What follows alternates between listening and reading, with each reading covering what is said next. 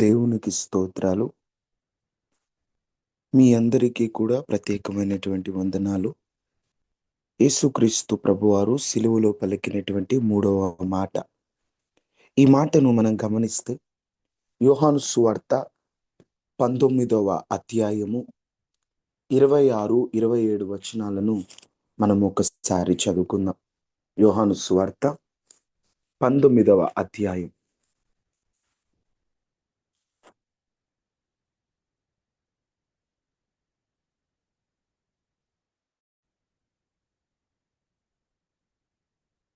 యేసు తన తల్లియు తాను ప్రేమించిన శిష్యుడును దగ్గర నిలిచి ఉండుట చూచి, అమ్మా, ఇదిగో నీ కుమారుడు అని తల్లితో చెప్పెను.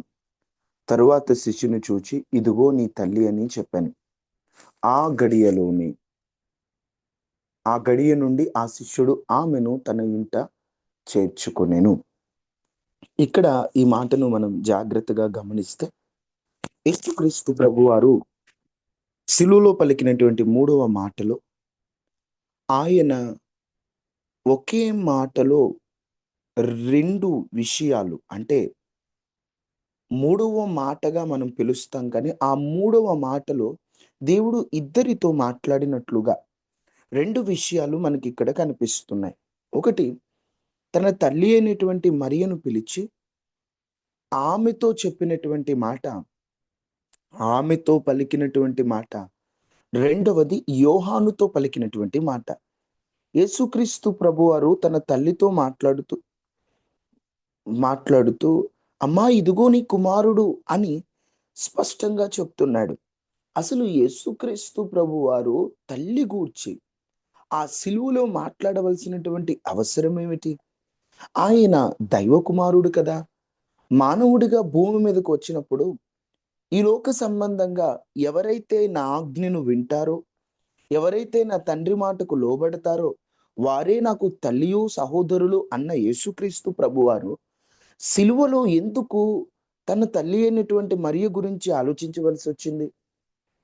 దైవ రాజ్య స్థాపన కొరకు ప్రయాసపడుతూ సర్వ పాప పరిహార్థము కొరకు ప్రాణము పెడుతున్నటువంటి యేసుక్రీస్తు ప్రభువారు ఈ లోక సంబంధమైనటువంటి తల్లి గురించి ఎందుకు ఆలోచించవలసి వచ్చింది?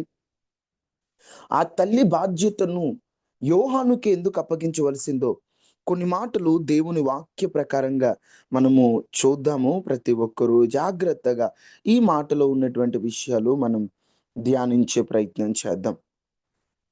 చేతులు గుచ్చబడి శరీరం అంతా రక్తముతో నిండి శ్వాస తీసుకోవడం కూడా కష్టమైనటువంటి ఆ సమయంలో, నిజం చెప్పాలంటే అంత బాధలో, అంత భారములో ఎవరైనా తన గురించి ఆలోచిస్తారు, నాకు ఈ భారము నుండి ఎలా వదిలింపబడాలి అని. ఎందుకంటే యేసుక్రీస్తు ప్రభువారు 100% దేవుడే.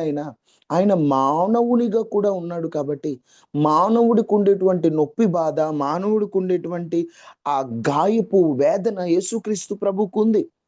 ఆ సమయంలో కూడా తన బాధే కాదు, ఇతరుల అవసరాన్ని కూడా యేసుక్రీస్తు ప్రభు గమనిస్తున్నాడు. యూదుల ఆచార ప్రకారం మొదటి కుమారుడు ఖచ్చితంగా తల్లిని చూసుకోవాల్సిన బాధ్యత వారికి ఉంది.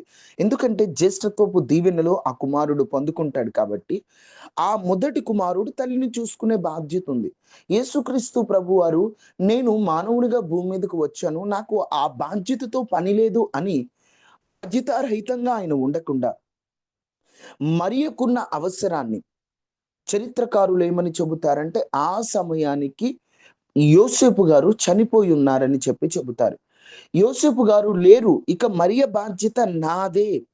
యేసు ప్రభుకి సహోదరులు ఉన్నప్పటికీ తన బాధ్యతగా మరియమ్మ అవసరాన్ని గుర్తించిన యేసుక్రీస్తు ప్రభువారు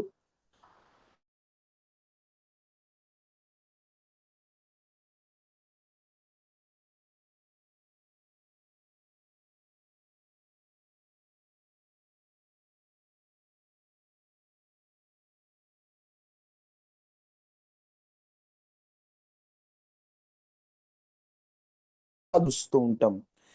మీ విషయంలో మాత్రమే కాక ఇతరుల విషయాలు కూడా చూడండి.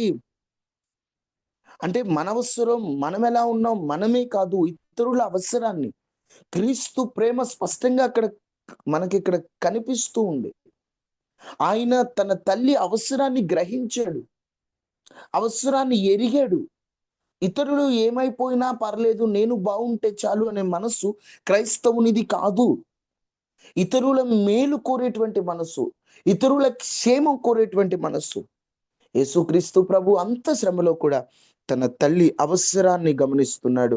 ఇక్కడ నిజమైనటువంటి ప్రేమ మనకి కనిపిస్తూ ఉంది.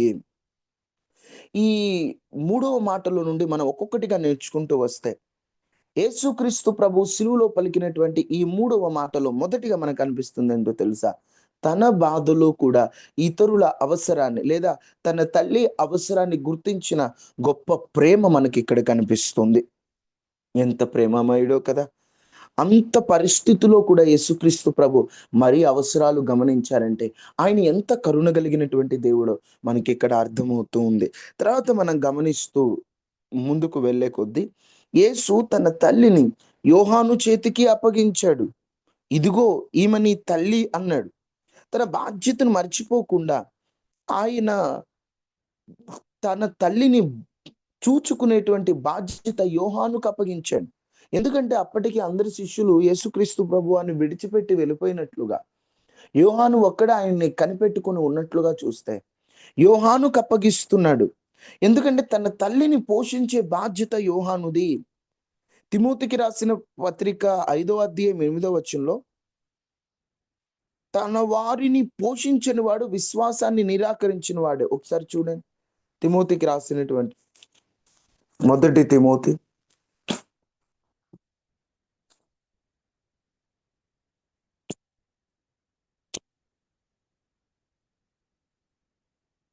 5వ అధ్యాయము 8వ వచనాన్ని మనం గమనిస్తే, ఎవడైనను స్వకీయులను విశేషముగా తన ఇంటి వారిని సంరక్షింపకపోయిన ఎడల వాడు విశ్వాస త్యాగము చేసిన వాడవే, అవిశ్వాసి కన్నా చెడ్డవాడయుండును. చూడండి ఎంత చక్కగా, స్వకీయులను సొంతింటి వారిని విశేషముగా తన ఇంటి వారిని, తన సొంతోళ్ళని కాపాడకపోతే, ప్రేమించకపోతే, విశ్వాసమే ఇక వదిలిపెట్టి త్యాగం చేసి అవిశ్వాసి కంటే చెడ్డోడట, ఇక అతను విశ్వాసంలో లేనోడి కింద లెక్కే. అంటే ఈరోజు చాలా మంది తల్లిని ప్రేమించడం మర్చిపోతున్నారండి. మాకు దేవుడు ఉంటే చాలు, మాకు తల్లి అక్కర్లేదనే కొంతమంది మూఢ భక్తులు కూడా ఉన్నారు. దేవుని తర్వాత ఈ లోకంలో నిస్వార్థంగా ప్రేమించేది తల్లి మాత్రమే. దేవుని తర్వాత ఈ లోకంలో ఏమాత్రం కూడా స్వార్థంగా లేక ఈ లోకంలో ఉన్నవారి కంటే కాస్త ఘనంగా ప్రేమించేది తల్లి మాత్రమే. అటువంటి తల్లిని పోషించని వాడు, అటువంటి తల్లిని పట్టించుకొని వాడు, అటువంటి తల్లిని వృద్ధాప్యంలో మరిచిపోయేవాడు అవిశ్వాసి కంటే చెడ్డవాడు. ఇంక అతను విశ్వాసాన్ని త్యాగం చేసినట్టే. యేసుక్రీస్తు ప్రభువారు తల్లి బాధ్యతను శిష్యునికి అప్పగించి లోకానికి ఒక మాదిరి చూపిస్తున్నాడు. ఈ లోకంలో ఉన్నటువంటి తల్లిని మర్చిపోకూడదు. దేవుని వాక్యంలో ఎన్నో వచనాలు మనం గమనిస్తూ ఉంటాం. తన తల్లిని దూషించి తండ్రిని అపహసించేటువంటి వాని కన్ను లోయకాకులు పీకునని వాక్యంలో రాయబడి ఉంది. నువ్వు దీర్ఘాయు పొందాలంటే తల్లిని తండ్రిని సన్మానించాలని వాక్యం చెప్తుంది. తల్లి మాట వినకపోతే ఎటువంటి శాపములు వస్తాయి కూడా వాక్యంలో రాయబడి ఉంది. ఈ రోజున బాధ్యతను మర్చిపోతున్న క్రైస్తవులు ఎంతో మంది ఉన్నారు. వారు క్రైస్తవులైనా, అన్యులైనా, ఈ లోక సంబంధులైనా, పరలోక సంబంధులుగా పిలువబడుతున్న వారైనా తల్లి బాధ్యతను మర్చిపోకూడదు. ఎంత చక్కగా యేసుక్రీస్తు ప్రభువారు యోహాను చేతికి తన తల్లిని అప్పగించాడు.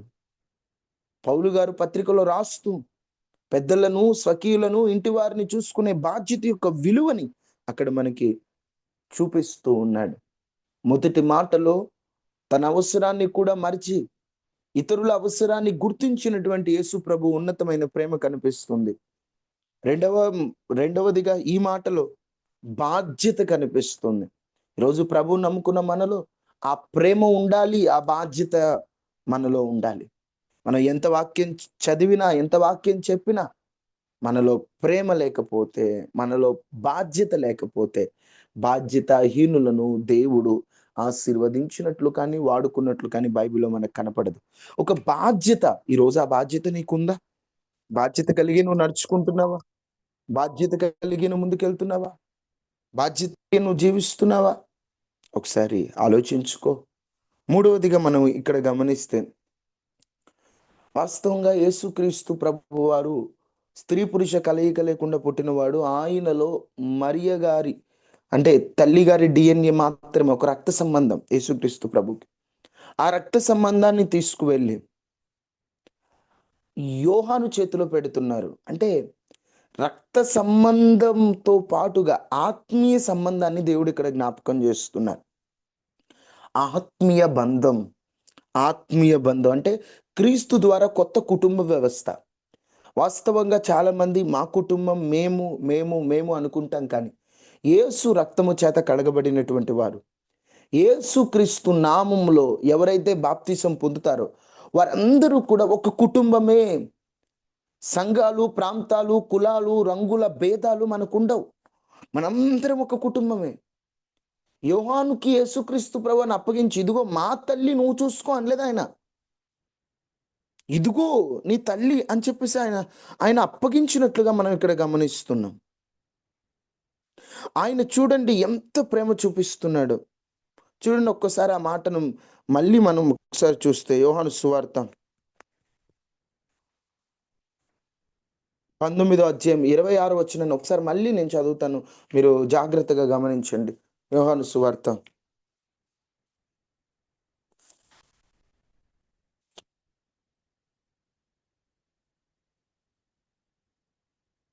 19వ అధ్యాయం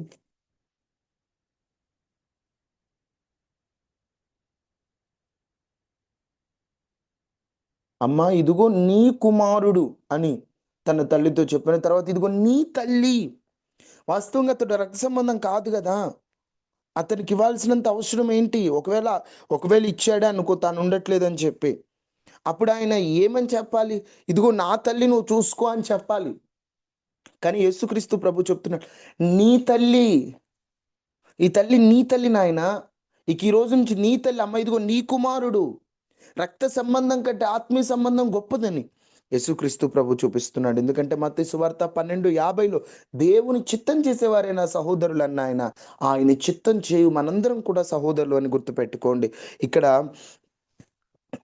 యోహాను సువార్త 19:27లో మనం ఆ మాటను చూస్తే, చూడండి 27లో ఆ మాటను మనం గమనిస్తే, తర్వాత అతనితో చెప్పిన తర్వాత ఆ దినాన్ని అతను ఏం చేశాడంటే ఆమెను చేర్చుకున్నాడు. ఆ శిష్యుడు వెంటనే తన సొంత ఇంటికి తీసుకెళ్ళాడంట. ఇంగ్లీష్లో రాయబడి ఉంటుంది, the disable took her to his own home. తన సొంత ఇంటికి తీసుకొని వెళ్ళిపోయాడు. ఇక తను బాధ్యత తీసుకున్నాడు. ఈ లోకంలో రక్త సంబంధం గొప్పదే కాదనట్లేదు, కానీ ఆత్మీయ బంధం యొక్క విలువను కూడా నేటి క్రైస్తవులు తెలుసుకోవాలని చెప్పి ప్రేమతో తెలియచేస్తున్నాను. మొదటిగా ఈ మాటలో మనకేం కనిపిస్తుంది? ప్రేమ. తన అవసరం కూడా కాకుండా తన తల్లి అవసరాన్ని గుర్తించిన ప్రేమ, బాధ్యత, ఆత్మీయ రక్షణ సంబంధం. తర్వాత చూస్తే నాలుగవదిగా ప్రవచన నెరవేర్పు మనకి ఇక్కడ కనిపిస్తుంది. యేసుక్రీస్తు ప్రభు పుట్టినప్పటి కాలంలో మొదట్లోనే భక్తుడు ప్రవచిస్తాడు. లూకాసు సువార్త 2వ అధ్యాయం 35వ వచనాన్ని మనం చూస్తే,